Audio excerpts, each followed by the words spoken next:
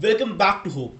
Today's podcast is a special treat as we dive deep into the heart of wildlife conservation with none other than Geraldine Morelli, the inspiring founder of WildnFree.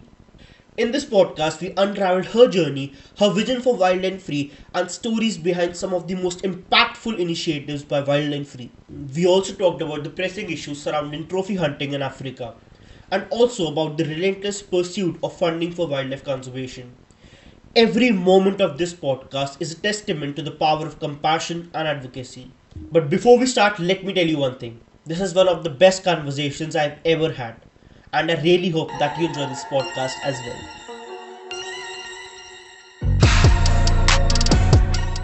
So, welcome, Geraldine. Ma'am, thank you so much for coming on Hope. Thank you so much. Thank you so much, Harpreet, for having me here. It's a pleasure, and it's always a great opportunity to be able to join a platform and spread a word of hope. Cool. Before starting, just want to ask you, how are you? What's happening with your organization? How's everything? How is everything in life? Yeah. Absolutely amazing. This is probably one of the happiest time at the moment where I've relocated to South Africa a year ago now. And this was a dream I had for 20 years. So I made it come true, and I'm surrounded by wildlife, and I'm just in a very happy place doing I everything I feel love. South African wildlife is one of its own kind. It's one of the most beautiful and dangerous as well. But yeah, beautiful wildlife. It's very beautiful, for sure. I had the chance and I took the opportunities to travel in other countries of Africa as well. Um, and each country has a lot going on for them. They're very different. Environments are different. The wildlife is, we obviously have a lot of common African animals, but you find Hmm. certain species more in certain areas. And I just can't get enough of everything, of any of it. Sorry, but for sure, South Africa is a beautiful country, very varied and very big. There's a lot to do and to see. So I'll try my best to keep the flow of the podcast similar to what has been your life. We'll try my best to get out the most of the information we can. But before we start talking about various things, I saw your TED talk in which you talk about how human conflict is even more dangerous to animals than those animals staying around the Chernobyl area. The radioactivity is less harmful than human conflict. So I would love to for you to elaborate on that part. Oh, I see. Yes, during the TED talk I did in 2015, I was comparing. Indeed, it's it's not so much the radioactivity. I think the point also was to show that as soon as you stop um, interfering or changing the environment of wild animals, it just flourishes on it by itself, because everything in nature is provided for a perfect balanced ecosystem where the smallest and the biggest species survive, the trees, plants, everything just grow together. Everything is there for a reason, and everything works perfectly together. So as soon as we interfere, it becomes a disaster. And then we make it a disaster, and then we're trying to fix the disaster we created, which is quite an interesting thought. But for sure, radioactivity, I mean, for obvious reason, was clearly not was clearly a very hostile environment for any living creatures really to live. But I think that humans, in particular, are relentless, extremely Hmm. creative in how they can harm wildlife habitats. And as soon as it seems like as soon as an idea has been used, they're going to be another resource use and another something coming up. And when the species is almost extinct or is extinct, then there's going to be another species that's going to be attacked for something else. And it's just incredible how it never seemed to stop. And it's so sad Right. to think that when you have so many people destroying on one side, so many other people are trying to counter and destroy, this people, and for what really? And then we are the victims of what we're doing around us. So to see in Chernobyl how beautiful everything came back to life, Hmm. and some people, some wildlife photographers visited, it's a big place on top of the list, bucket list of photographer to go and visit because it's really rich now. There was also a beautiful documentary about wolves came back. I don't know if you heard this. I've seen this videos in Yellowstone, and suddenly, just by reintroducing wolves, the whole ecosystem just flourished again, and other wildlife came together. And I had another beautiful example when I was in Sumatra also, by just restoring forests and not even touching any animals, nothing about animals, just reforesting areas that had been destroyed for palm oil plantations, and the wildlife came back. Tigers, there were elephants, there were loads of bird species and other smaller mammals. They were all caught on camera traps, and there was not even any work done on the animal itself, just the habitat. So yeah, I think these are all good lessons to remember. That, you know, sometimes it's best to let nature take its course, but obviously, well, the moment someone is starting to touch it and harm it, then we have to try and stop it. So you mentioned like about reforestation, right? So if we want to like reforest an area, like what's the process? Do we like plant whole trees or small saplings are planted and a forest is grown out of it? Well, so that's not really my area of expertise. I have to be honest. What I have seen done in Sumatra, so I've seen two different projects, and they were both in Asia. So one of them was about replanting trees in areas that had been destroyed either because of the weather, you know, extreme weathers that like floods that destroyed everything, or people. And they were planting trees at a certain age where they were little trees, and then it would grow. Some of them grows really fast. I think it was the jackfruit, I think, grows really fast, whereas the Hmm. banana tree, I think, takes longer, or something like this. And so they would make sure there's a mix of all these trees so that the animals can benefit quickly from the first fruits that are produced, but then, you know, in time it will continue with others. So there's a real research done on what to plant, where to plant it. So you want to Hmm. plant it in areas where obviously you're allowed, it's legal, but also you're just reforesting an areas. But there are also areas that need to be reforested where it has been destroyed by people, but there were corridors for animals, mainly elephants, but or tigers. You know, corridors where elephants used this route all the time, and then just people arrive and cut all the trees. And I was part of an amazing project where the team was literally taking how do you call this tool again? A chainsaw to cut Uh-huh. down palm trees that were planted there, and they cut them all down one by one by one by one, completely clear it, and then they would talk to the people who owns this land, and they would say, "We're going to give you money, and you're going to go in a complete different space. We're going to give you trees to plant. We're going to give you 1 hectare." And at least there where you are, you're not going to be in any animal's corridor or passage. Hmm. And we can, in the meantime, let the forest grow itself, grow again by itself. And this was an amazing project that they did. And Right. then, so every time they plant trees, as far as I've seen and knows, they were young trees. They were not completely mature, Okay. but there Hmm. was enough for, you know, for the wildlife to get started, really. Got it. So like starting talking about your experiences, you have volunteered at the Riverside Wildlife Rehabilitation, right? Where you Yes. work with primates. So on your website, you have mentioned that the the two species, the vervet monkeys and the chakma baboons, are misunderstood. So I would love to Yes. know, like, why did you say that these are misunderstood? Yes, I said misunderstood animals are persecuted. It's very sad. And now I'm back living here again. I can see how people see these animals. They are animals that are extremely clever. There's like most primates. They're very, very clever, and they are very good at adapting to whatever environment they're in. So they're not like certain animals who need absolutely a type of soil and trees or things like this. Baboons and vervets, they will make the best of what they are given. And since we constantly encroach their habitats, they just have to constantly adapt to what they have to live in. So obviously this creates a lot of conflicts with people, because people only see them as animals who come destroy their houses, create a real chaos inside. They break things, they steal food. I mean, it's a right mess. A house after a baboon, in particular, baboons visits inside a house is an absolute disaster.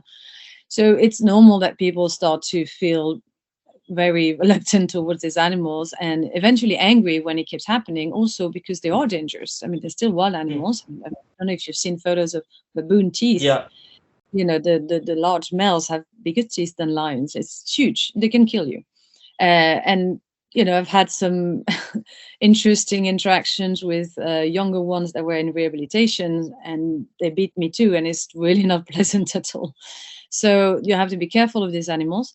And I say misunderstood because actually, whenever you see them in the wild, you know, doing their own things with other species of animals, like here in South Africa, you just cannot deny that they are fascinating to watch.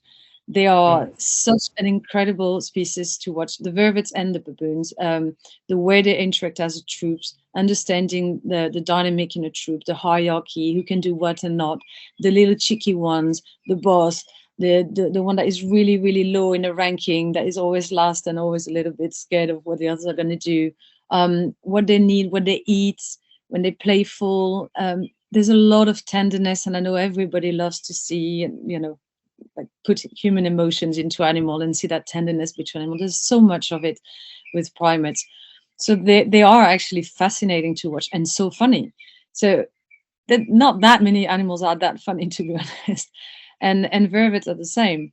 Um, they're also incredibly clever because I've had experiences with them where they have such an intense look, and you can almost tell in their head it's like constantly thinking, constantly trying to work out something.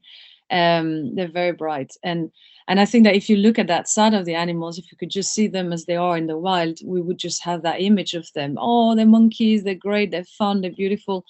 But because there's this problem with the human conflicts, where we encroach the areas and they have to feed themselves, they have to feed the troop, then this really dark image has been portrayed onto them. Mm. And some people only see that. Some people Mm. don't experience them in the wild, so they only have that image of, you know, the bad animal, really, which I think is sad. So, like, did you work one on one with like rehabilitating these animals? Yes, I did. So it was my very first experience in with wildlife, really. I wanted to work as a volunteer and really understand more about the issues there were in a country, so, and how I could help. So volunteering was definitely one way of helping. And in the center where I was working, so at Riverside, they rescue primates, mainly vervets and baboon, and they rescue a lot of babies. A lot of babies are orphans because the mom will be killed. Sometime other member of the troops, because people want to keep them as pets because they're so cute when they're little, and they Mm. are very cute, obviously. So that's a really big one of the main reasons why the animals will come there. But they're also animals who have been managed to be kept as pet for many years in a cage, attached sometimes around the neck. But that's not just them, and there's the same story with orangutan and so many other primates. And Mm. and after a while, they just can't contain these animals anymore because they grow and they're wild. They're not suitable for living inside a house. So Right. then people have enough of them and they just give them back. If they don't kill them, they just give them back or just dump them. So there were a lot of animals like this. Some of them are injured as well, which can happen. And the whole work that they do was really fascinating because they really go from the stage of rescue, making sure the health is better, whatever the problem was before. The babies are very traumatized, the injured ones, you want to make sure that they are clean, and some you see some really horrible things. The older ones are way too the older ones that are brought to the centers are way too used to humans. So Mm. some of them, I remember, used to always have a blanket with them And at the beginning, when they arrived, you have to give them a blanket, like a child needs to sleep, need his blanket to sleep. It was very strange. And then you have to, the whole work of the rehabilitation is to teach them to be wild again, but also Like, to what's work. the process of rehabilitating them? Like, from the first day they arrive at the facility to releasing them. So that's really the process that I'm going to say now is the one I experienced at this center. It's very similar in other centers are also successful at releasing those primates in the wild. Um, so let's say you start with a baby. The baby needs a mother. It needs contact. It needs to feel safe. And I don't know if you've seen vervet monkeys or baboons, but they constantly onto their mother. Well, most baby primates. Hmm. They're always clinging onto the moms. They sleep a lot. They eat and they poop like a normal baby. So you need to replicate that role as a carer, which is very demanding, very tiring sometimes because you need to feed them through the nights. And like a normal mother, I was going to say, you start with type of liquid like baby milk, and then you start weaning them onto more solid food. So you've got to be sure you use foods that is good for them, as natural and local, obviously, as possible, because that's what they're going to have to be used to. And then you have a group, it's like a nursery, a group of babies, and they're all playing. They need play. Play is a very important part of any young ones, again, whether it's humans or animals, because you learn a lot through play and you develop, your motor skills and so Hmm. on. Hmm. So you let them play a lot, but you can start really seeing different characters, and some of them seem a little bit more dominant than others. Some are still a bit traumatized. So you really look at different behaviors and the way they are, which is very, very, very interesting. And then they are the job of the rehabilitation center at Riverside they were doing is to recreate a troop, a typical troop as they would be in the wild. And when they do that work, the aim is to keep it all the way through the rehabilitation until the release, and then they would still stay together. So you have to have a good mix of male and females, youngs, different age. You need to have a dominant male. Um, Hmm. and it's almost like you have to choose the one in the centers that can really work together. Um, I mean, obviously the rehabilitator was an expert, so in many years of this, he knows exactly what to do. But there are times where he may not completely work, so you have to maybe remove an animal and just keep it a little bit later for a troop that is better suited for them. So once they pass that stage, when they pass that stage where they need human contacts, there's going to start to be a lot less human contacts with them. They need to they are eventually going to be wild and not wanting any animals or any people around them. So then you Hmm. put them in a cage together as a troop, and you don't go inside the cage to feed them. They start being fed with less human contact. They are monitored, so you need to check how the troop is working. Are they becoming cohesive? Are they finding the hierarchy, which can go through a few fights and you know and then they move on to another stage, which is very interesting, where they go very close to an enclosure where they're going to be semi-released. I mean, they're going to be released as semi-wild enclosure, and they started to look at a troop that is at the last stage before release. So they're looking at them and they're starting to learn how this whole thing's work. And then when the Hmm. semi-enclosure is free, we move them into this. At that stage, there's no human intervention at all, at all, at all. They are far from wherever the main house of the volunteering and the center is. They are quite far away. They don't hear us. They just have electrified fences, Great. but there's still food provided to them, because obviously the moment is fenced means they can't go and forage all for themselves. But they're starting to learn a lot about this. They're starting to learn about the real dangers with snakes. Snakes is a big threat for them. Sounds of the bush and everything, and obviously monitored a lot. So there's a lot of monitoring going on. Where you choose an animal every 2 minutes to record what their behavior, what they do, and you just keep track on this over months and sometimes years. And when they are ready, when we feel they are ready to be released, then it's a big mission. You obviously have to find the right place to release them. It's very important. I've learned so much at the center about rehabilitation. I'm very grateful, because um, I started by going there as a young girl, loving the babies, and after the few years of going back, all I wanted was really focus on the release and make successful and how it works. It's really interesting. So you need a safe area to release them, and you need to study the area to make sure there's the right food for them, naturally, water. Is there any other troops around? Is there any threats that they're going to encounter straight away? But once you Mm. have this set up, once you have agreement, you need agreement approval to release them. Then you need to capture them all from the semi-wild enclosure, which is very difficult to do. Yeah, I can imagine that. Then you need to ID them. So each of them, when they come to the center, they get injected a little how do you call this? A little something under the Tag or skin. something. Yeah, like this, under the skin, and that contains the information. So they each have a unique idea. So when they are captured outside the enclosure, you can just beep them, and you know exactly which individual it is, and Mm. you just take the measurements and states where they are and etc. How they're doing.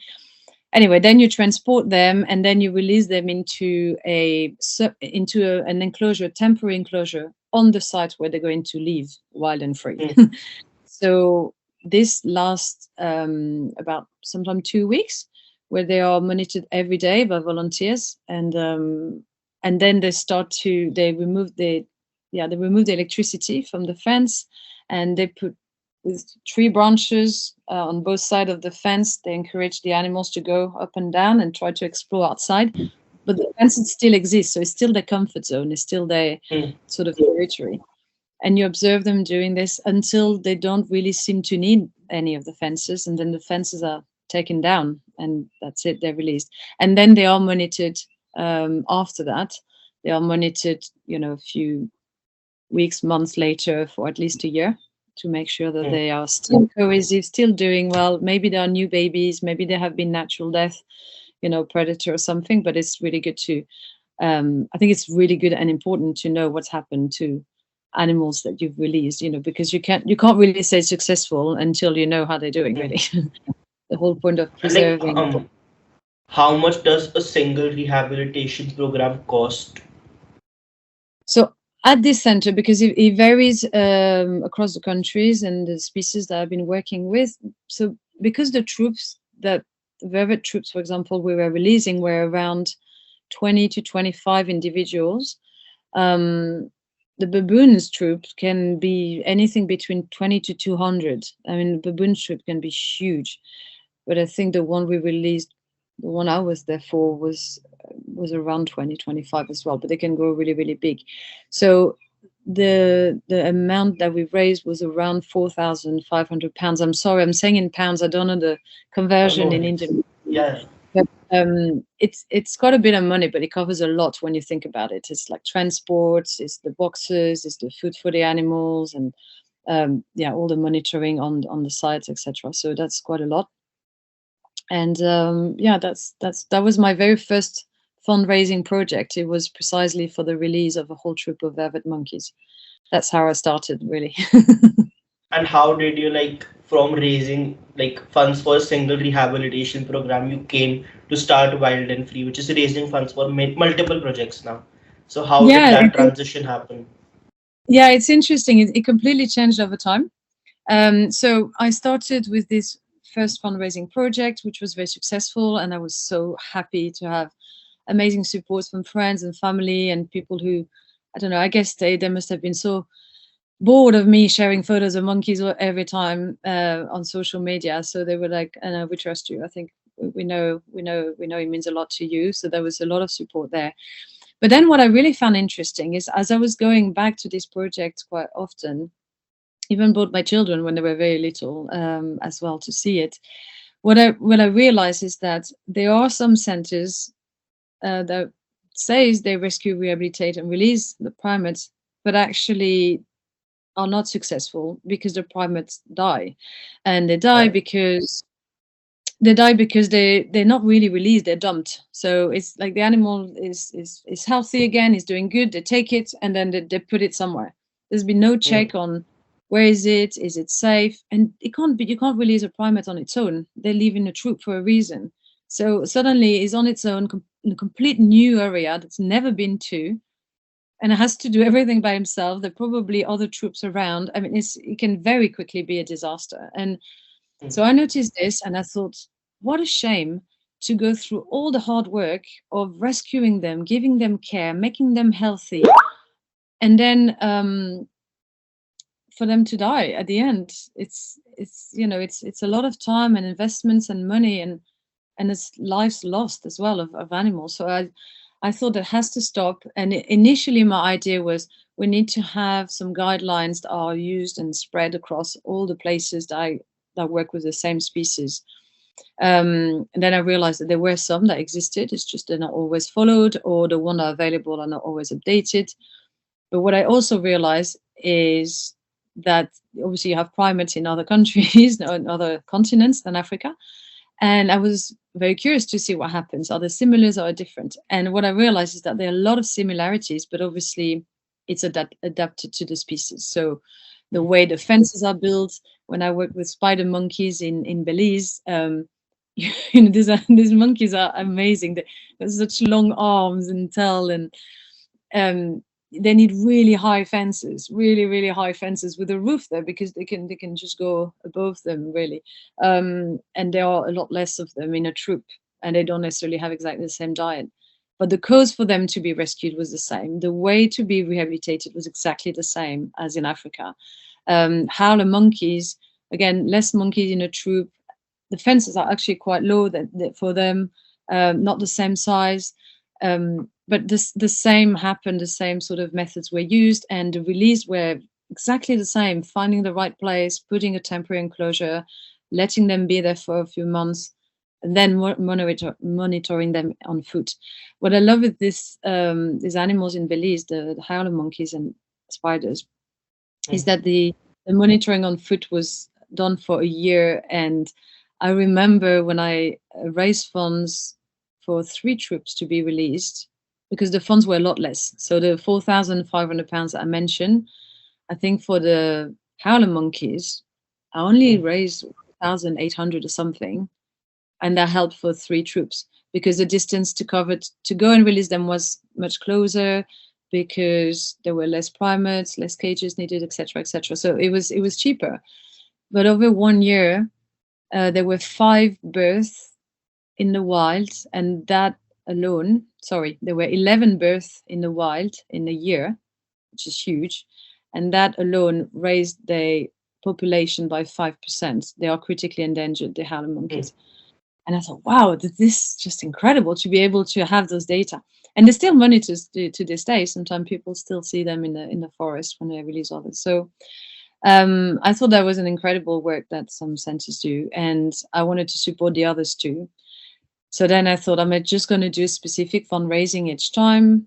I want to support them, but I hadn't visited them. Or should I just create an organization that does that just raise funds for this project that I think are really good and successful, and don't necessarily have a lot of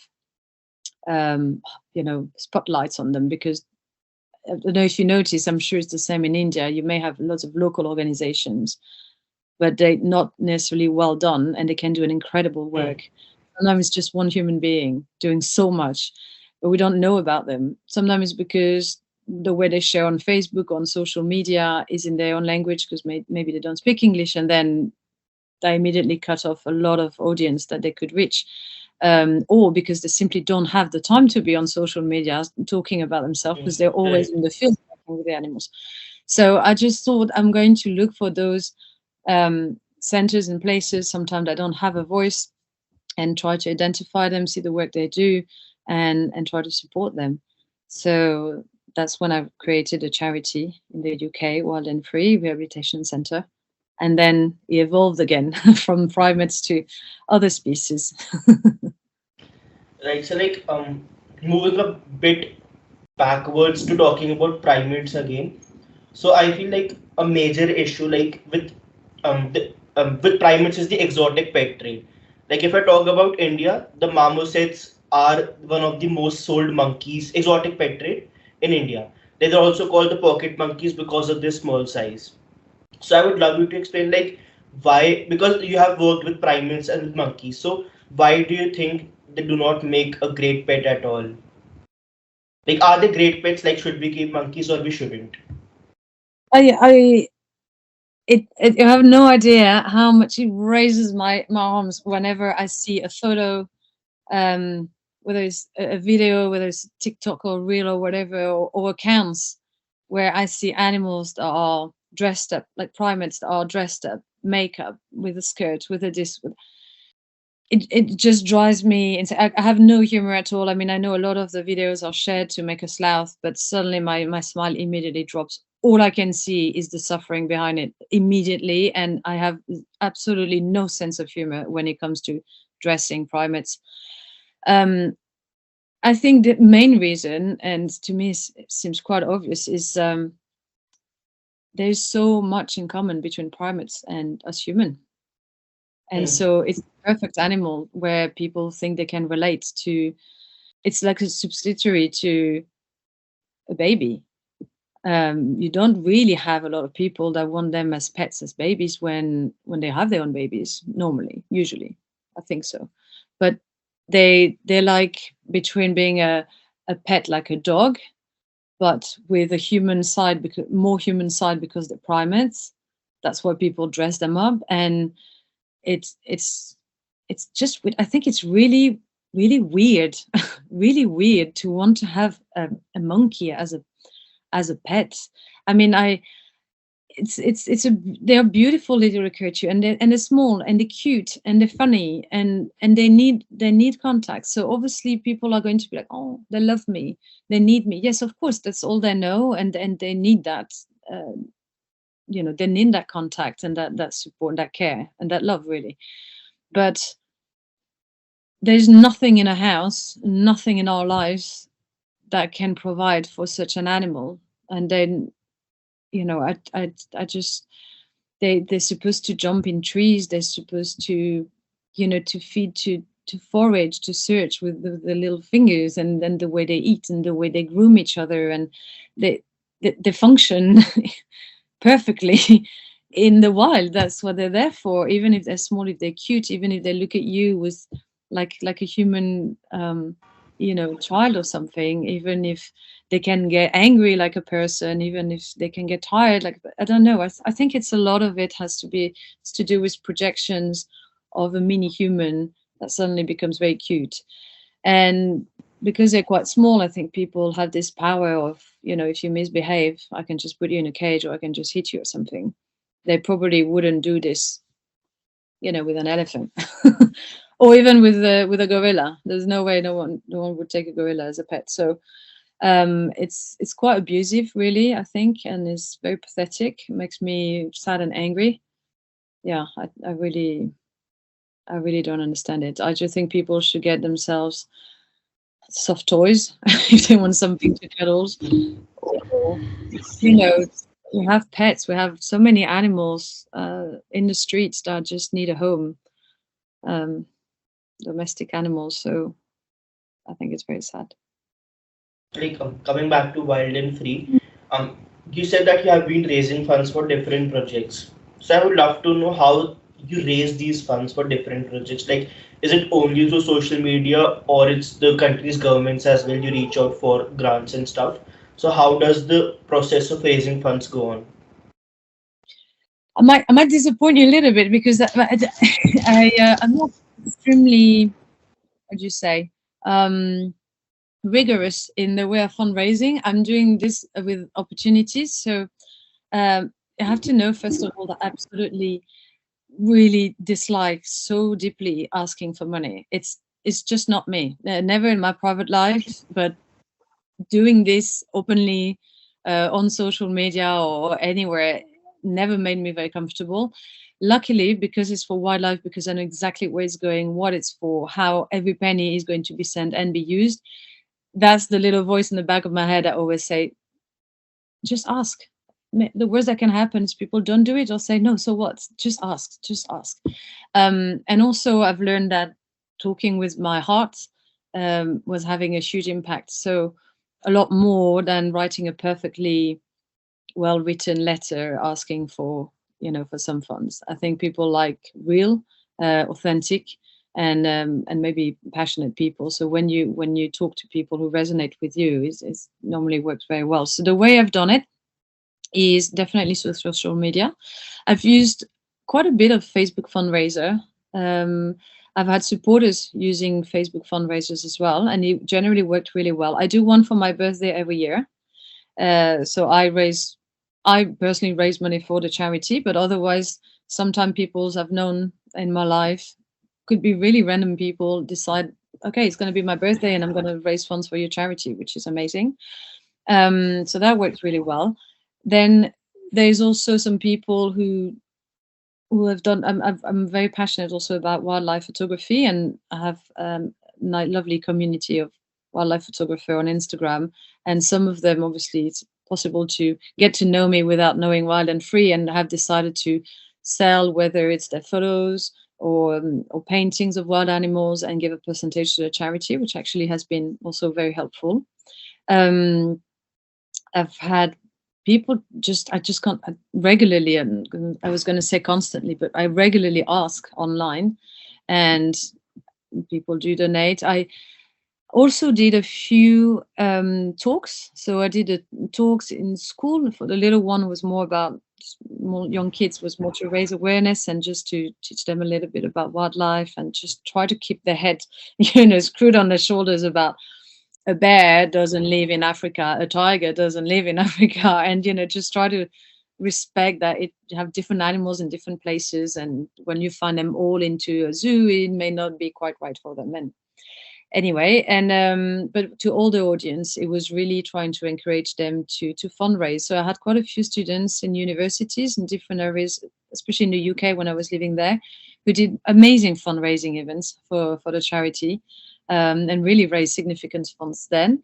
I had some colleague, I work in the travel industry, I specialize in African safaris, and I had some colleagues who every year also have been doing one big fundraising for the charity. So they all had the T-shirts, and they would do something they'd never usually do, and I felt so humbled by them, because really I couldn't even do what they've done, but they've done it like 3 years in a row, which was fantastic. And then you have I think like regular supporters as well, who just always chip in a little bit regularly every now and then, because they just see how things progress, where they've started, where it's going, and I think it's amazing that they've been part of the journey, but they must maybe feel the same. I've taken different opportunities. Like I've been having the opportunity to have an article, for example, in newspaper, or advertising on paper. I think it's quite an expensive expense and not necessarily a great return. It's good, it gives you a bit of visibility. Yeah, so there's been different ways, and just asking, and on the website asking, and obviously whenever there's an important event, whether it's Christmas here, or whether it's Mother's Day, or whether it's a birthday, I'm trying to do things where people can maybe also benefit, and in the meantime give to the charity. So I've got some items in a charity shop, or the latest project that I hope I can talk about, the Beehive project. That's amazing. This is so successful, because it becomes a present as well, from one person to another. So as soon as people feel like they're also gaining something, which is normal, then they do it. I've been trying to also put my photography, wildlife photography, at the service of this. So, making some little competition around it. I'm trying to think of different ways I've been using, but yes, that's about it really. Like, let's talk about your photography. Like, do you have had a passion for wildlife photography from the very start, or was it a source of raising funds? Neither. So it wasn't there. It wasn't there at the beginning. Although, to be fair, it started when I was first in South Africa, or maybe just before. My first trip to Africa was Kenya, and I only had a mobile phone, probably quite a bad one compared to what we have now at the time, because that was 20 years ago. Just make me feel really old now. And but anyway, I still have the photos, and they're okay. But I remember that one day when I was trying to capture 2 baby elephants that were in front of us, And with the phone, I just couldn't. I was taking photos. I don't think I made videos. And I looked and I thought, so bad. It doesn't give justice at all to what I'm seeing. I was getting really frustrated. And there were moments I would see behaviors of animals, I wanted to capture it, and I would always be too late. The light was not right. It just never looked that good on the phone. And I remember getting frustrated about it. And then I asked for a better camera as a sort of a gift present if I think my birthday or Christmas. So I started quite small, and it was much more enjoyable. But I mean, the angle was so wide, so I would see an elephant quite close. It just felt like it was miles away from me on the photos. I'm like, oh, it's annoying. And obviously, I didn't know how to edit a photo or anything. So then I changed camera. Again, I started to have a lot more fun with it. So this was still separated. But obviously, if I visit centers that I support, which I try to do with every center, I would enjoy taking photos of animals and people working there, which is nice. And then eventually, I had the opportunity to get a much nicer camera, secondhand, but much nicer. And since then, it's just become an extension of my arm. You can't see it there; it's downstairs. But it's yeah, I'm always with my camera. And I started to practice all the time. Even when I was living in London, I would walk out just in a near park or a little garden or something, just to see any living creature would be a subject to take photos. And I would work on the light, the angles, and then I started to learn to edit a little bit. So it's a really quite long process because it's never been my main focus, but it's something I enjoy doing so much. So much. And you can do it everywhere. So, and every day now. So like,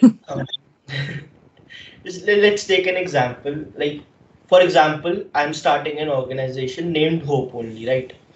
So, for example, my plan with my organization is to set up various research labs and anti-venom production houses in different parts of the nation in India, right? Because in India, 58,000 people are dying every single year due to snake bites.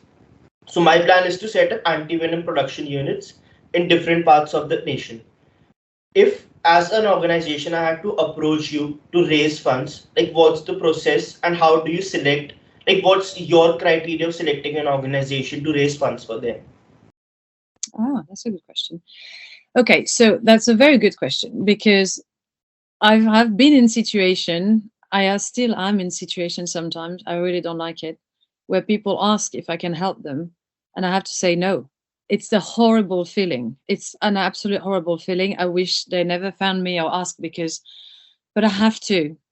And what I always try to do if I can't is to try to point them somewhere or give them an advice or even sometimes do research for them when they could ask. Because if it doesn't fall in the scope of the charity, I can't, because otherwise where do you end? You have to put a limit, you have to have a scope.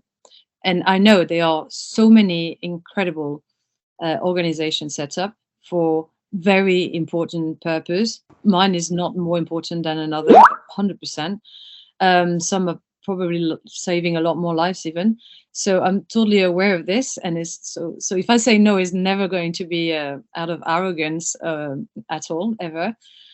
But it's about really keeping in mind what the charity is for. And also what can make it a bit tricky is that things have changed a little bit. So for example, when it was only rehabilitation center I was working with, it was easier because I would myself assess a rehabilitation center.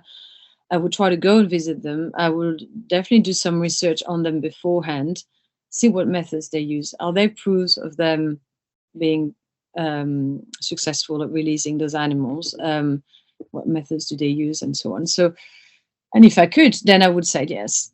Then I started to look more at the causes that brings animals into rescue. The causes that make them being rescued. So, we talk about the primates being used as pets. But the human conflict is also very real. The injuries, there's also poaching, hunting for different purpose, bushmeat laboratories. And then I was looking at these different areas, and I thought, what are people doing to address this? But I would normally have somebody coming to contact me before I even have to reach out. And then when they would give me their solutions or say the work they do, I would also know, do they have already a lot of supports? Because one of the things the charity doesn't have is huge capacity. It's just me at the charity. And I have a volunteer that helps me every now and then. And I'm so grateful when they do, because one person makes a massive difference. But otherwise, it's just me, because I also have a job on the side. I'm doing this on the side. And my aim was never to give millions away for the sake of it. And I never aim to be a big NGOs that everyone knows about or anything. So I want to also keep in mind, what can I give, or what does the person needs as well. And if the organization needs something that has to do, that sort of address those issues around animals, whether it's we need habitats for them to thrive, we need to stop the poaching, and we have this really cool solutions.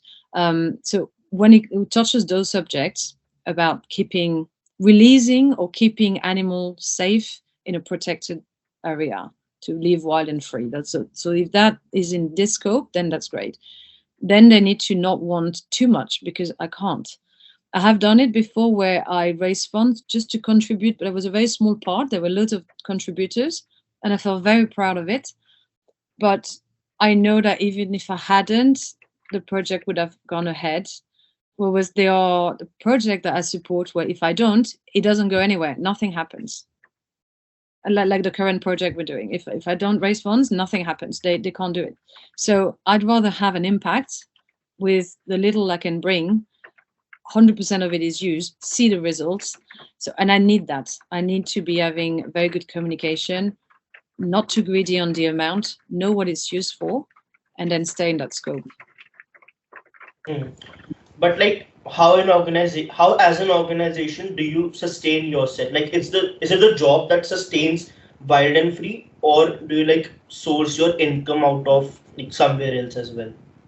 I know it's very simple for me. I kept it very simple for myself. It's on the side of my job. So my main job is to be an African safari specialist.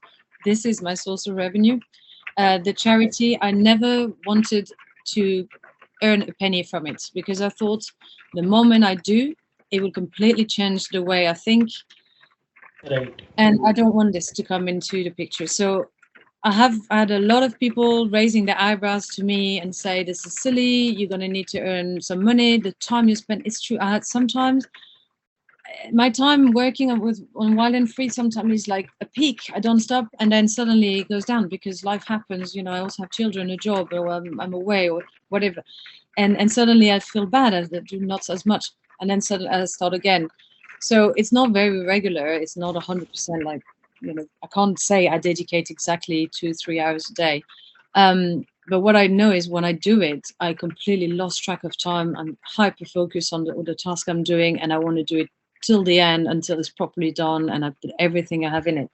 So what people were saying to me, or advise on a charity, you should get something. All these trips that you're doing to visit those centers that you support, you should maybe be paid back for them. But I don't want to, because I love traveling. I love going to visit these countries. To me, it's almost like a holiday to go and visit the centers. They open their arm. They're amazing people. They show you the work they do. I think it's a huge privilege. And I want to be the one coming with donation for them.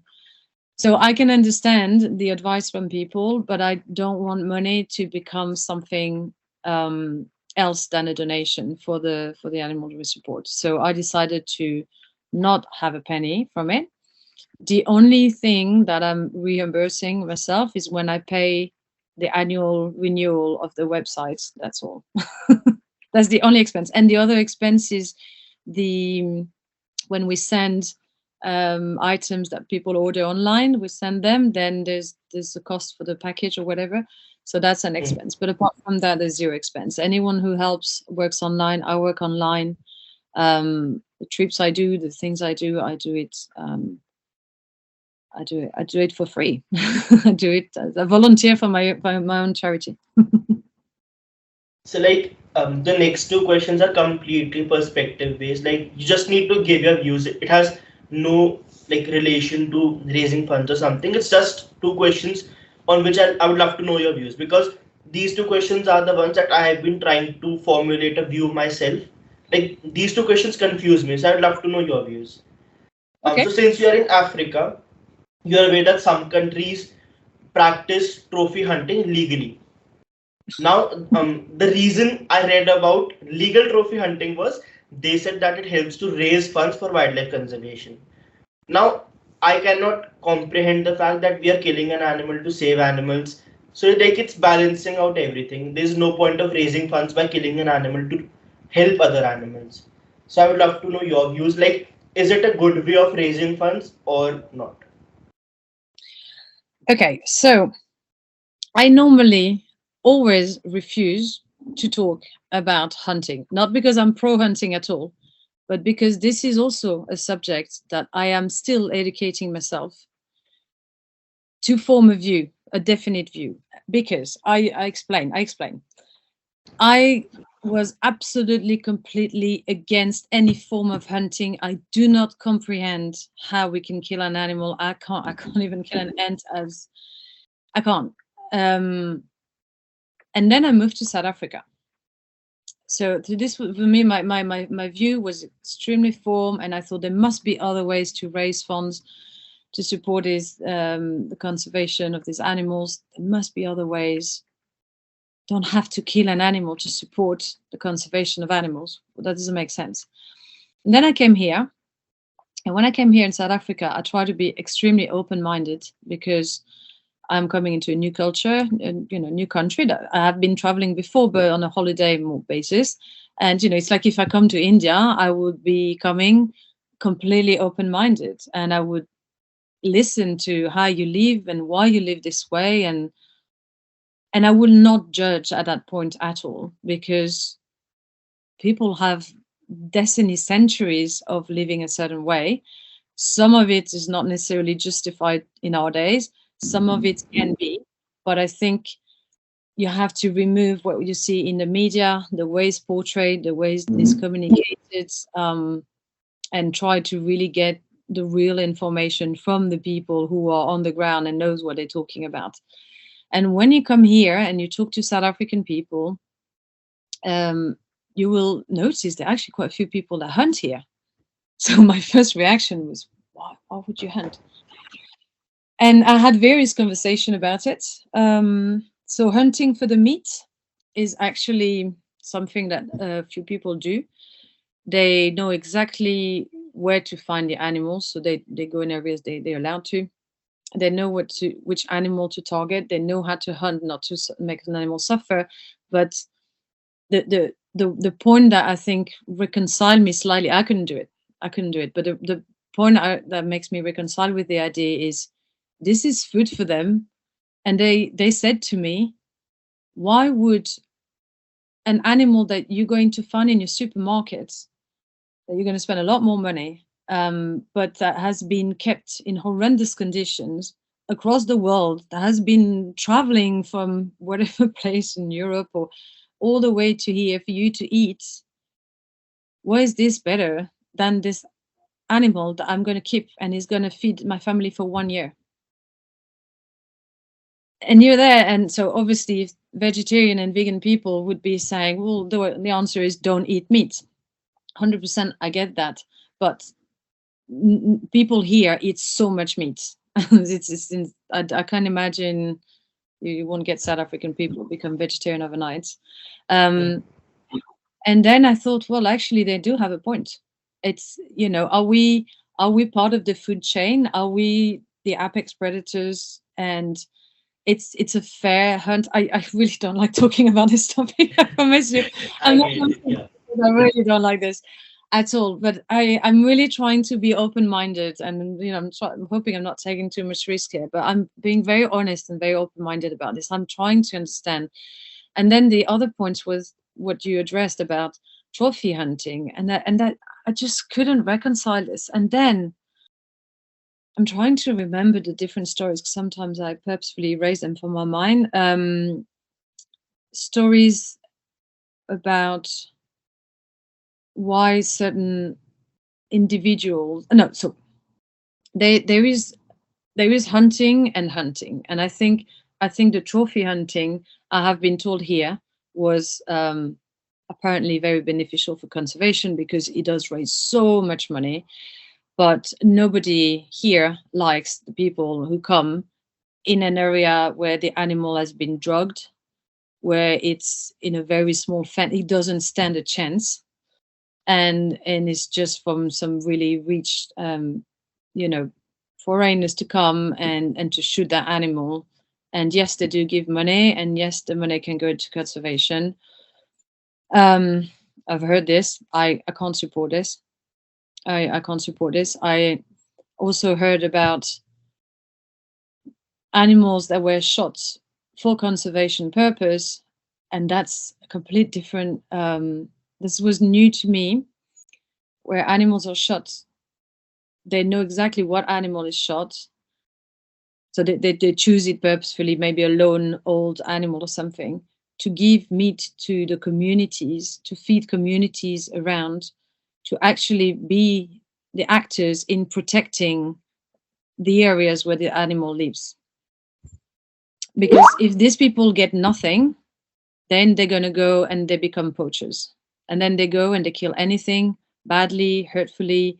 Um, they sell, there's like money involved, etc., etc. So it's actually been a way, so I heard, to keep local communities also happy with living amongst wildlife, because they also have, otherwise they can't eat. There are families that are just dying of hunger as well, and the only way is to kill animals. So instead they're choosing the animals that cause problems or something and give it to them. Oh, I don't like this hunting discussion at all.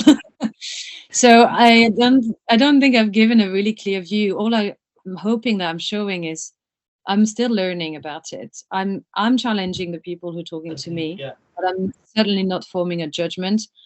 There are issues in the countries that I will never have to go through, that I will never understand. But I certainly think that drugging an animal, to confine in a small space just to be shot, is, to me, it's horrendous. It's I can't do this. Okay. I can't support that. Like, I'll be honest, because the reason why I asked you this, because I've done like three podcasts from guests from various African countries only, and I've been trying to understand myself why so and so thing is done. Because like the first podcast was with Julie ma'am, and you know her, like she works with pangolins. So I learned from her like what happens in Liberia. Then recently, I did a podcast with John Merishi. He's from Lion Guardians in Kenya, and Kenya was like the first country where trophy hunting was banned in Africa. So I learned from him like how they have been able to work with the Maasais, and Maasais were the lion hunters and one of the most um, greatest of all times of the lion hunters. But now they have been shifted to protecting the lions. So I learned from like that how that shift happened. Now, now I'm really happy that you shared like what happened in South Africa, and I'm even trying to form a perspective around it, like how hunting works, like because I understand that a decade or like century long tradition cannot be changed in a decade or so. It takes time, and even we need to understand why they are doing so and so things, why they are hunting, because it's very easy for us to land in a new country and just say that they are doing wrong. We cannot just blame them. It's their tradition, and we need to understand and respect it in some way. So yeah, I get it completely. Mm. um Another Yeah, but question that I have, yeah.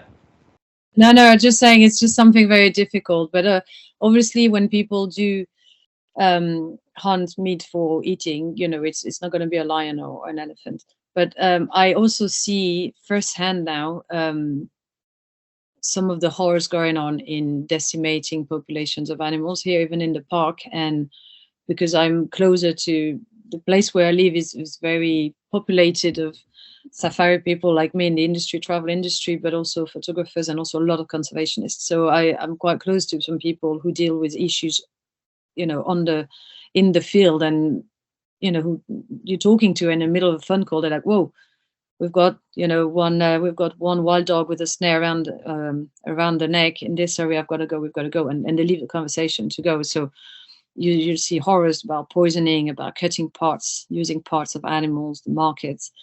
Happened to me actually 2 weeks ago. Sorry, I'm going on a different tangent. But yeah, no, I also see all these horrors, and then suddenly you just put everything into perspective. There's so many battles to fight, right? Right. So many battles to fight. So like another question, even this might sound to be very tricky, but I would love to know your views because you are into safaris and a very profound conservationist. I won't name him, but I was talking to him like year back only, and we were talking about safaris, visiting animals and stuff. So he mentioned a point to me, and he just told me to think about it. And it's been an year I'm thinking about it. He said that we talk a lot about carbon emission and vehicular emission, right? That vehicles are emitting a lot of carbon. It's causing harm to the planet, right? But what he explained to me was that during safaris, we are burning carbon to drive safari vehicles into the forest to see those animals.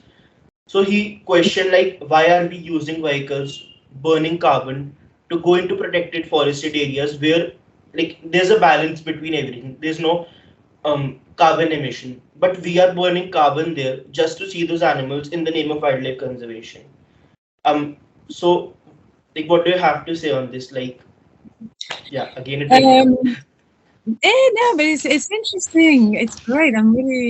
It's really nice to have I love having conversation like this. I'm very happy. It's just that don't want to be too slow in answering, but you make me think about how to formulate answers. So my first thing that the first thought I had when you talked about this is how now we're having more and more green safari vehicle. And actually, I think in most private game reserves now, they have a lot of that. They make no noise at all. It's very strange, but it's very nice. So that's one solution to go for. The other one, and it made me laugh because I was making exactly the same comments about those vehicles that are being used that honestly they produce so much carbon. It's just so bad. And these are people who are actually going to work and save wildlife. And you think you're just destroying the environment as well. What you said is all about balance and is benefit versus loss. And there's obviously a lot more benefit to have people, taking their vehicle to try to save animals and to try to locate them, whatever, than not. That's one thing, and hopefully, we're all going towards greener vehicle to use.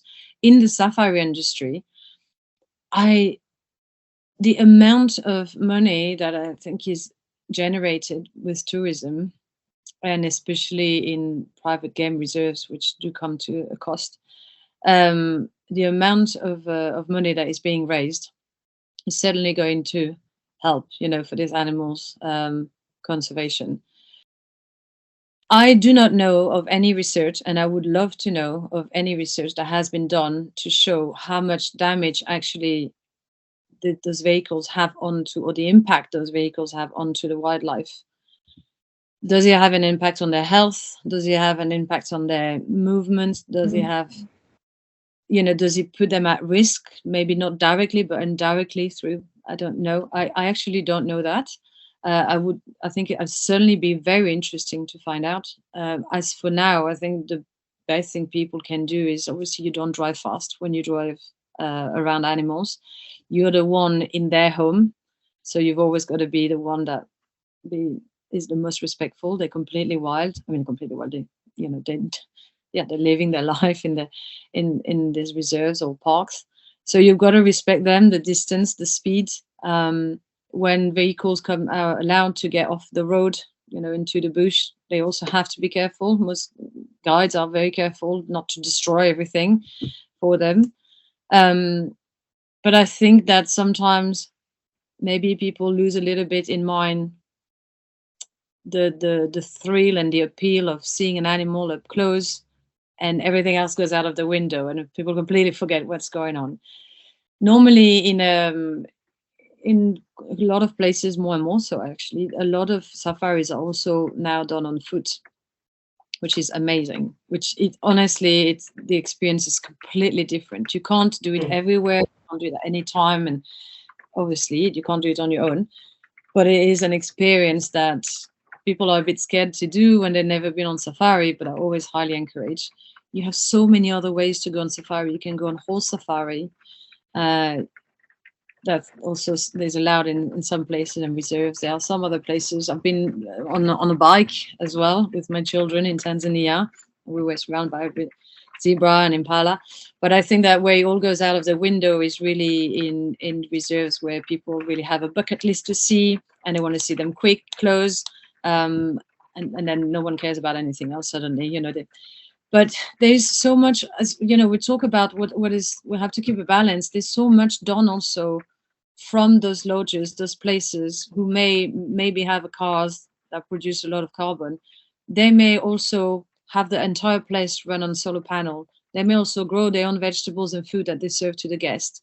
They may have what else do they have?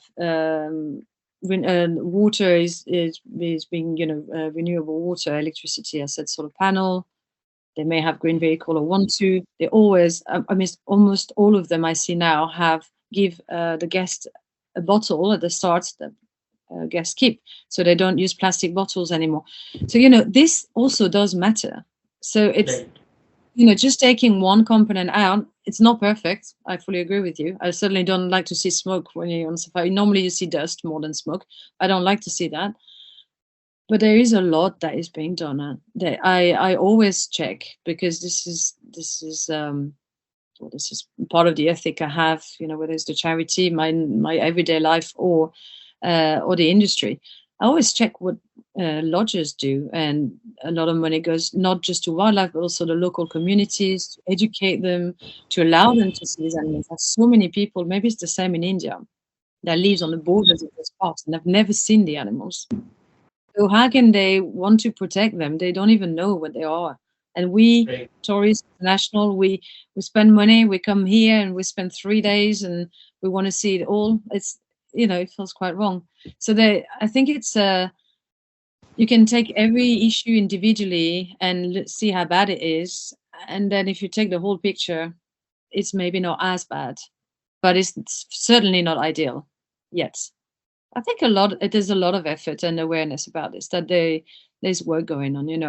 I see it like every day around. Everything is wood, bamboo, just the material people use. There's always so much pride in showing that you're making an effort for the environment and for the wildlife.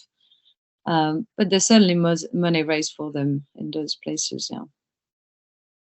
Right. So like moving on to the various projects that you have worked upon. Like two of the projects that I really loved was, the first one was the Beehive one in Tanzania, and the second one was about the Sumatran elephants in Sumatra, like about Salma. I would love to know about it. So like, these two projects were the ones that I really loved. The first one being because the idea put into setting up those beehives, and the second one because of the emotional connect that I have. So I would love to know about those two projects. Okay. Okay, so let me talk about the Beehive then first. So the Beehive project in Tanzania started during COVID around 2021, and I was approached by the director of an organization called AFEWIS, Alert for Endangered Wildlife Species, and I'd never heard of this before, but he came up to me saying we really need to raise funds to build beehives and install beehives between national park and villages where farmers' crops are being destroyed by elephants. And I said, okay, but why beehives? What does it do? So obviously, I learned a lot since then. And obviously, well, the elephants are afraid of bees. They really, really don't like the bees.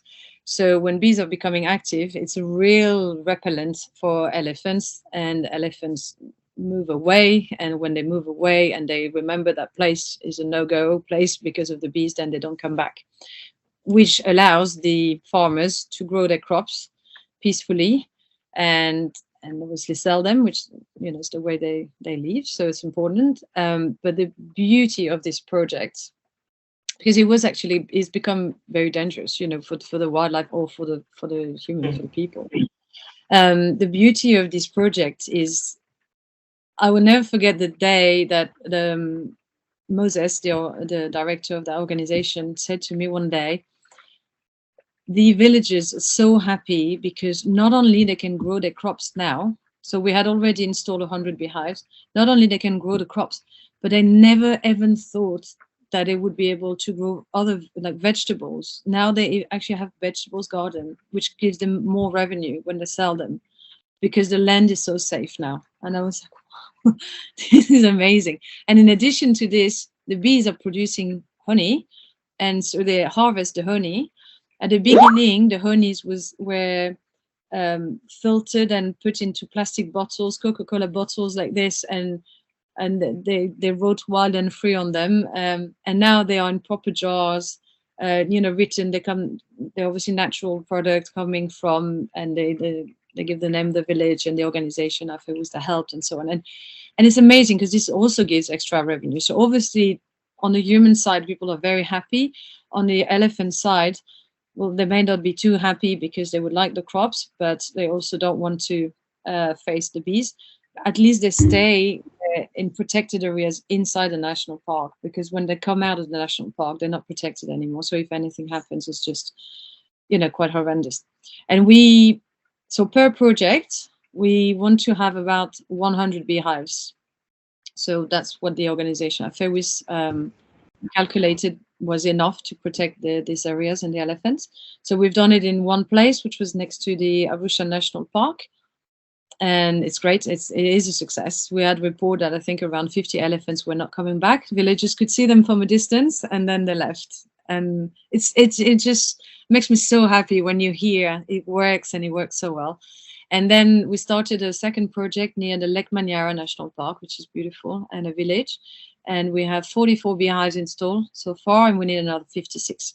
And then when we complete this project, probably do a third one. But what I've started to do very recently, I've had this in my mind for a while, but it needs quite dedicated time. And I've had this wonderful volunteer who just popped up from nowhere recently, a wonderful woman who came, I want to do some online research. And I said, amazing, I need you exactly now to do some online research. And we researched all the different strategies or methods used all over the world where there are elephants to address these elephants-human conflicts. What are people doing, or organization doing? What works, what doesn't work, and why? So I think I took some notes somewhere, maybe here. So we had about 14 different solutions for African and Asian elephants in around 12 countries so far that have been identified. And things come from like creating corridors between low density, high density of elephants. So at least you don't give them just patches of land, but you just make them move. They need to move. They need water. They need food, like we do. So then you need to let them move. You have in India, for example, they have a system where they call it early warning system. So whenever they see elephants coming from a distance, they send. You're probably aware of this, no? They send a message, an alert on public transport or automated phone call, because they realize that the most accident fatalities came from not knowing where the animal were, which is fair enough. There was something funny. I give you some examples. Some solar power electric fences also they're being used, and once the crops have been harvested, they remove the fences so the animals can keep walking. But when they are growing the crop, they're protecting them. So that's also good. Smelly elephant repellent. It's made of, I just took some notes. It's made of chili, ginger, garlic, dung, and rotten eggs that they ferment, and they put them around on rugs, and then they hung the rugs around the areas they want to protect. So many things. Chili fireworks. When they see an elephant, they flash a light, then they blow a horn really loud, and then they make little chili clouds of fireworks and chili, and then they throw it and explodes, and the elephants then just leave because they don't like it. They've got patrol on horses using dogs. There's ways in Bangladesh. I found this really interesting actually. In Bangladesh, they realized that elephants obviously have preferred crops they like to eat, mango and maize, grapefruit. Not grapefruit, jackfruit. And they also have crops that they really don't like chilies, for example. So what they did is, where closer to where elephants roam, they would put these in these crops that elephants don't like, and try to rotate where the other places where these crops were before, and to protect more the crops that the elephant likes and put the crops that they don't like closer. And they realized, the research showed that 3% of the 46 crops they didn't like were damaged versus 22%. So when they like it, they destroy a lot more, basically, than when they don't like it. It makes sense, but they had the the numbers to prove it. So I found this interesting. I mean, there were lots of beehives, obviously, and it's being used in Kenya as well, in South Africa, Chile roofs, watchtowers as well, to just watchtowers on lands where they were elevated so they can see them coming from far and so on. So we're starting to do a little bit more research and study, and my aim is to, obviously I want to dig a little bit deeper and contact all these organizations and let them know what others do. Because maybe they'll be thinking, one of them was the Chile one that said it's really efficient, but it's very expensive. And any organization will find a cheaper solution that has the biggest impact, the most efficiency. So I just thought, if I could share this with all of them, then maybe they will learn some methods they didn't know about. They can talk to each other. They can share best practice and maybe be even more efficient. And I think that would be absolutely amazing.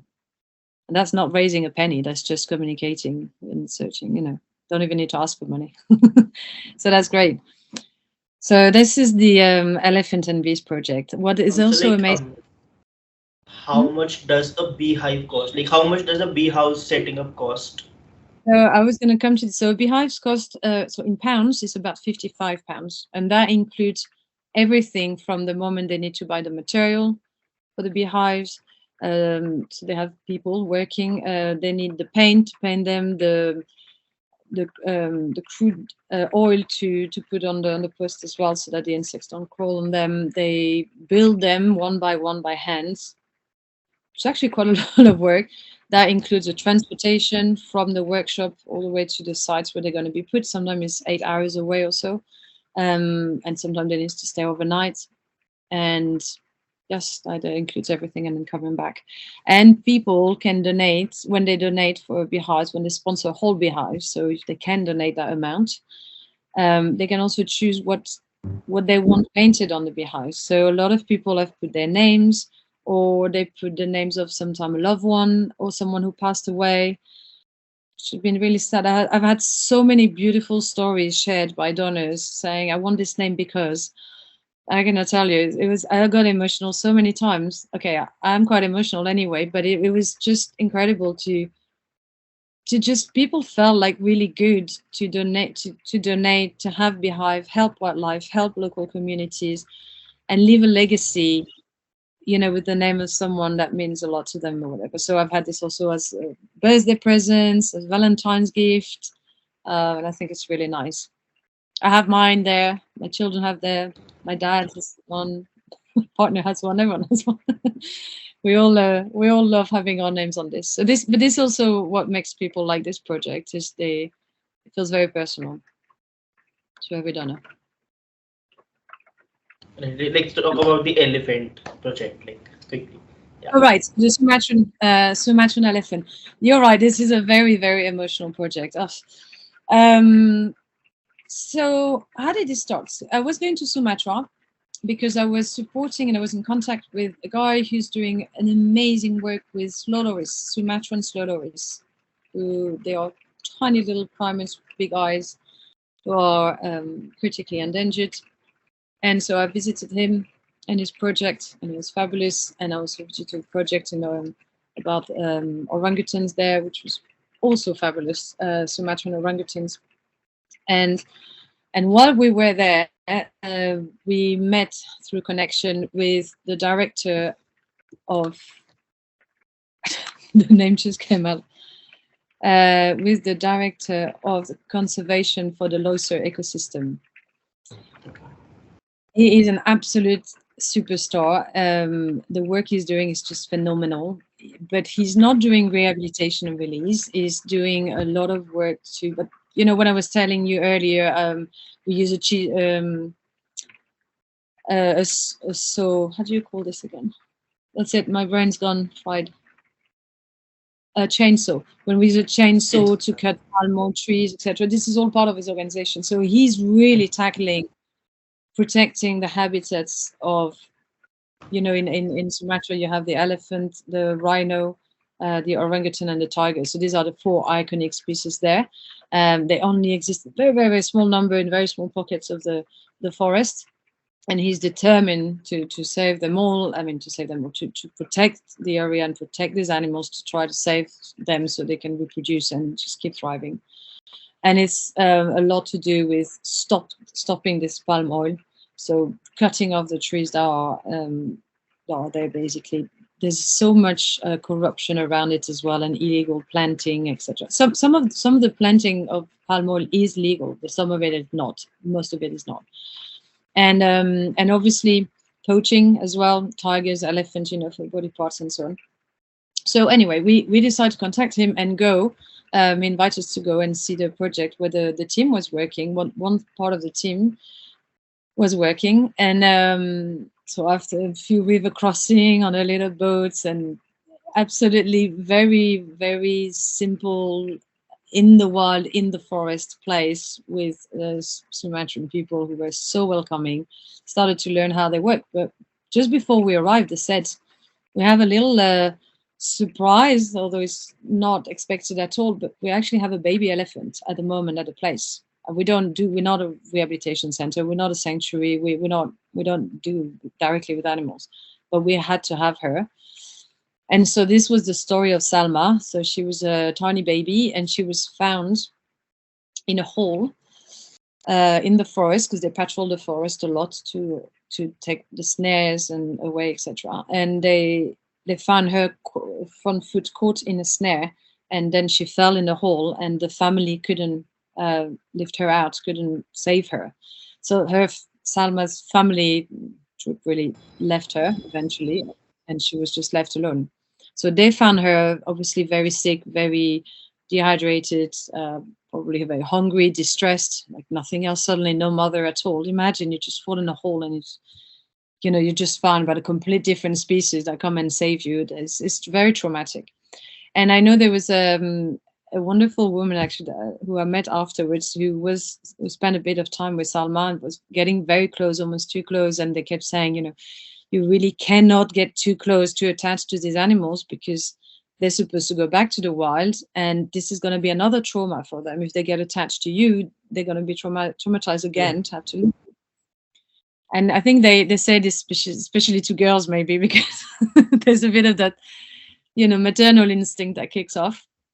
And so I got there and I saw this absolute adorable little baby elephant, but she looked so sad. She has a trunk down, and she was attached. She had to be there was a long rope, but she was attached on a rope, otherwise they can't keep control of her. And I just felt so sad for her, obviously, and went to see her and talk to her. And I will never, ever forget this contact we had. It was incredible. She was a trump. She would just go like this around my arm and just pull me. But I could pull her back. She was not that strong yet, so I could pull her back and so on. And I was trying not to get attached. I was thinking, Geraldine, don't get attached. But then when she see me, she would start running to come. No, don't get attached.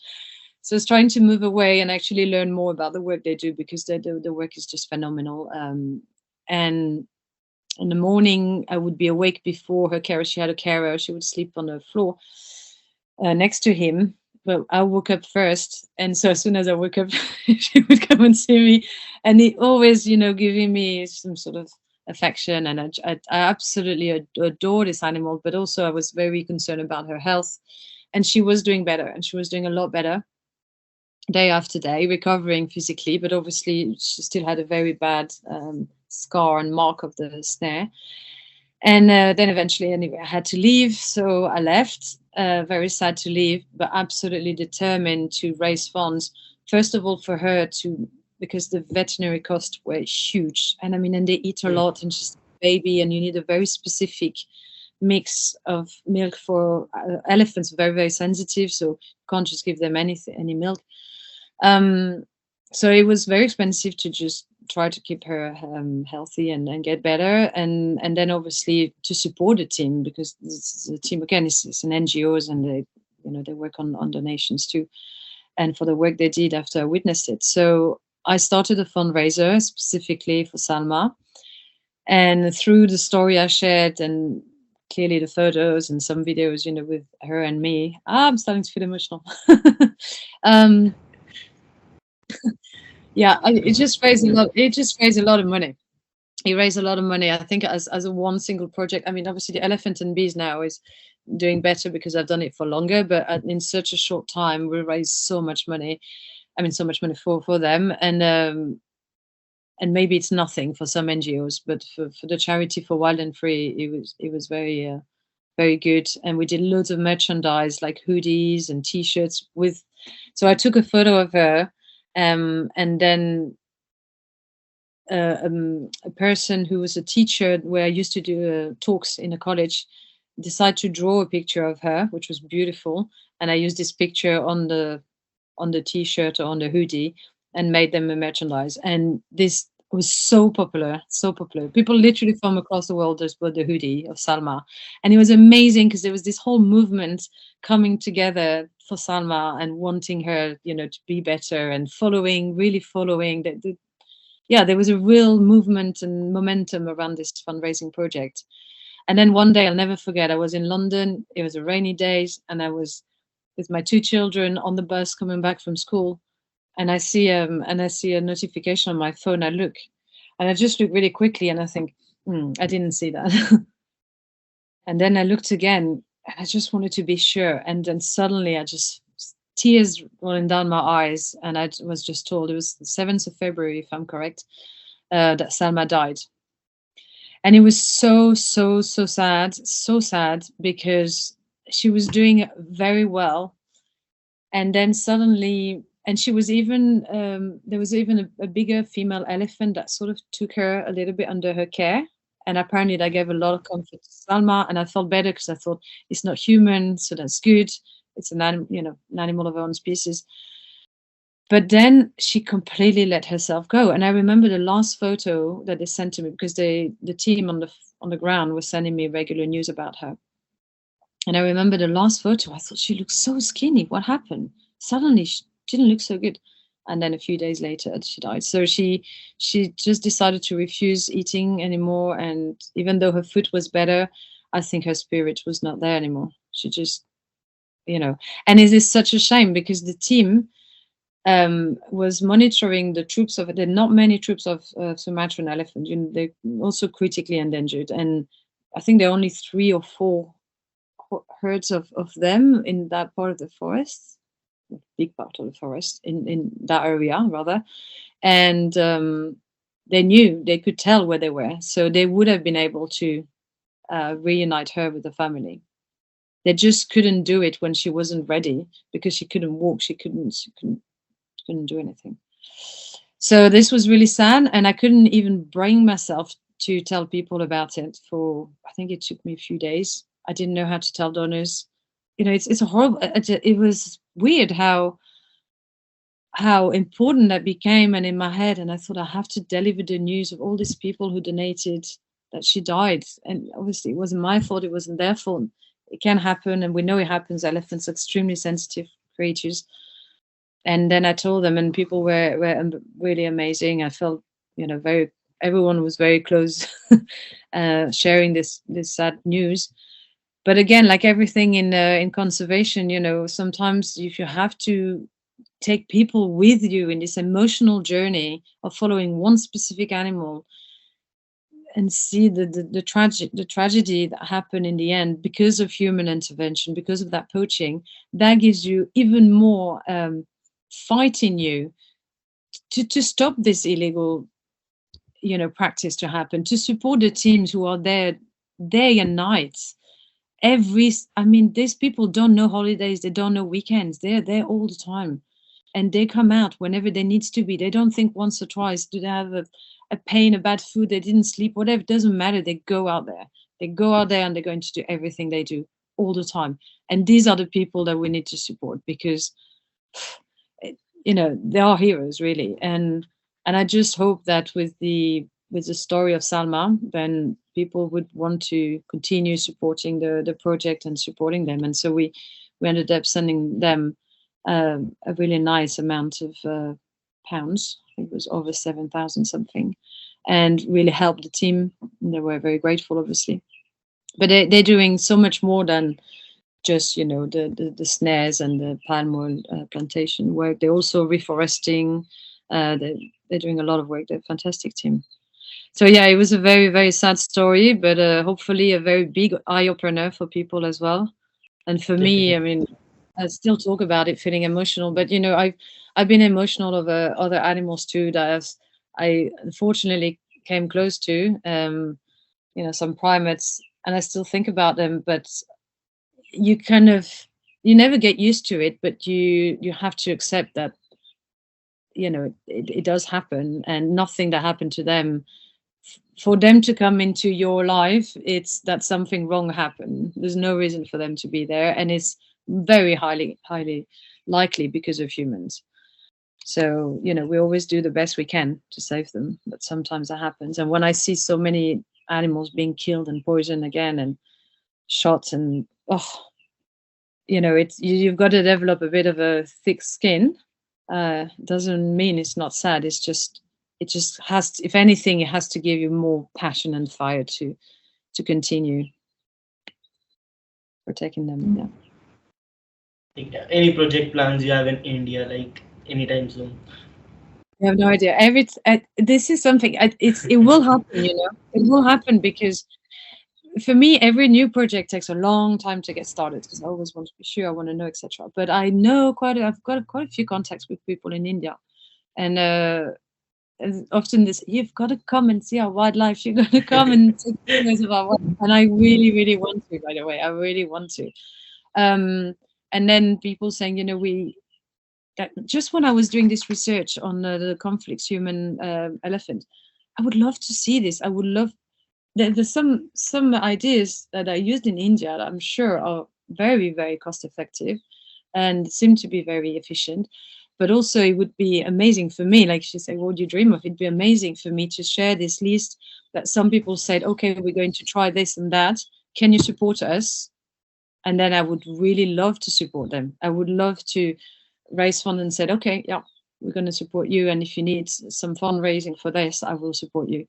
So, if it was somewhere in India, for example, that would be absolutely fabulous. Then I can come and visit your country, and I can come and give donation and see how the work is being put into practice and see the wildlife you have there, and just embrace a complete new culture again. I would absolutely love to. So no, I don't have any immediate project, but I know it will happen. I know Yeah, it. It's because even when you were like telling about the solutions, I was thinking about it. Like they should be implemented in our country as well, because in the southern part of India and states like Kerala, it's a big problem. Like elephants conflicting with humans, and it often leads to like either the humans being damaged, like or killed, or the elephant being damaged and like suffering basically.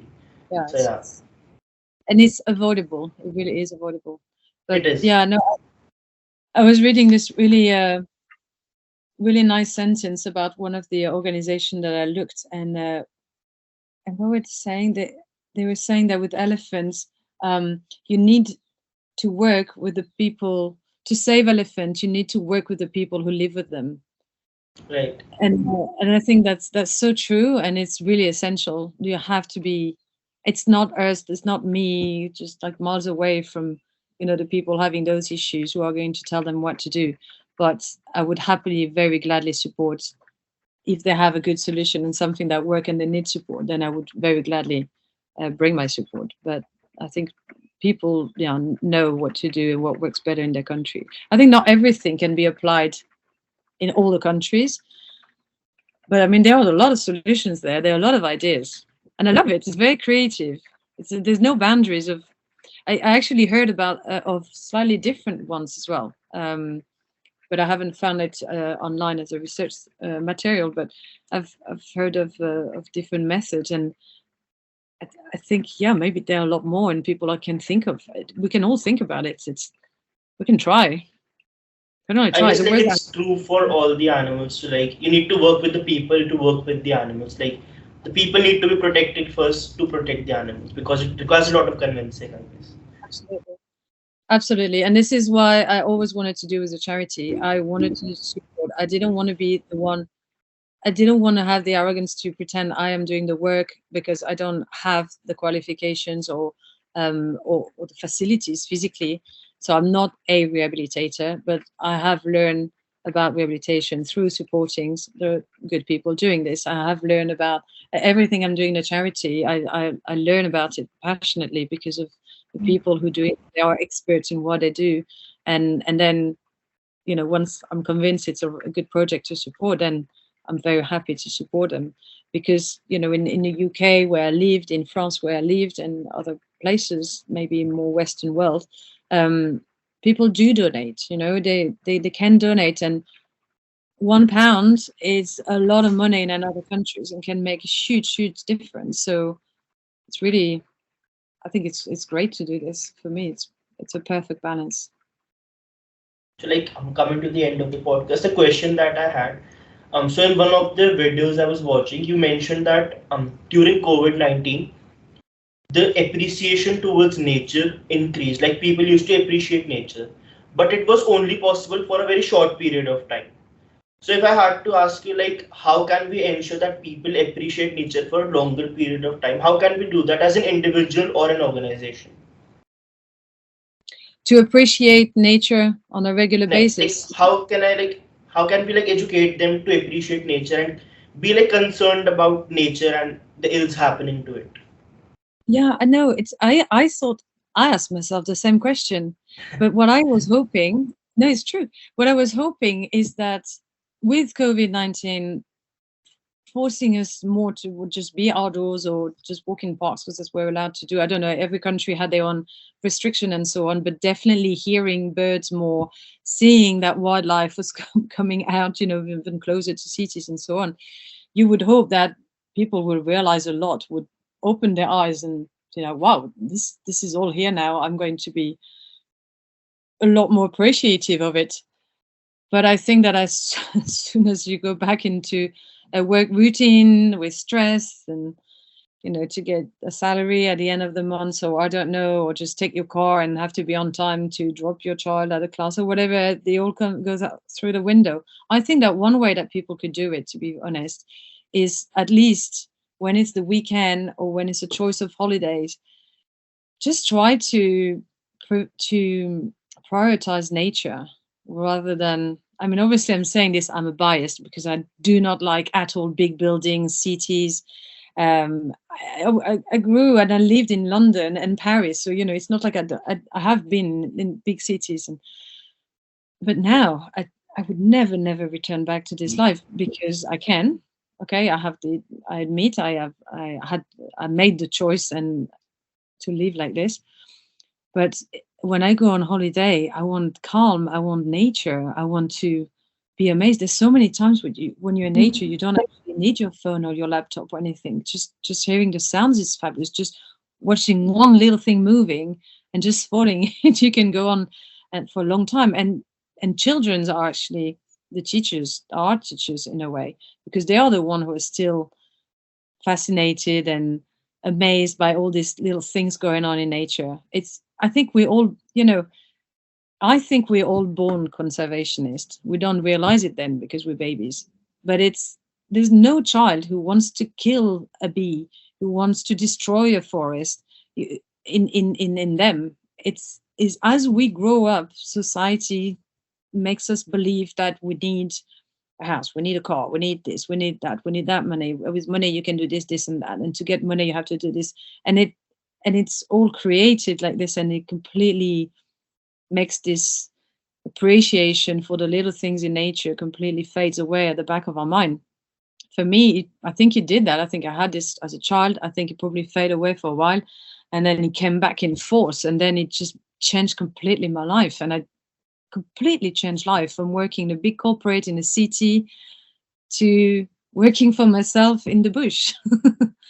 It's a complete change, but it's so much more in tune with who I am and what I appreciate, what I need. I don't need people. I love being with good people, but I don't need people. However, I need nature. I need the wildlife. I can't. I am very unhappy with that. So And not everyone has to be like me or like all these nature lovers, but I don't think you have to be extreme to appreciate those little things. And I mean, there is science proving that being in forest is good for you, is good for your mood, than being close to water is good. It's proven. If people made it part of a routine, as much as they maybe take half an hour to watch social media, or an hour to, even teenager towards social media. If they take it as a routine, that would be, to spend time in nature, that would be amazing.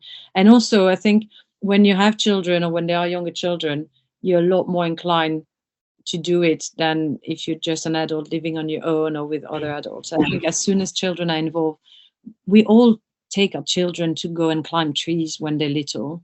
We all take them to, for walks. For this, what do we stop?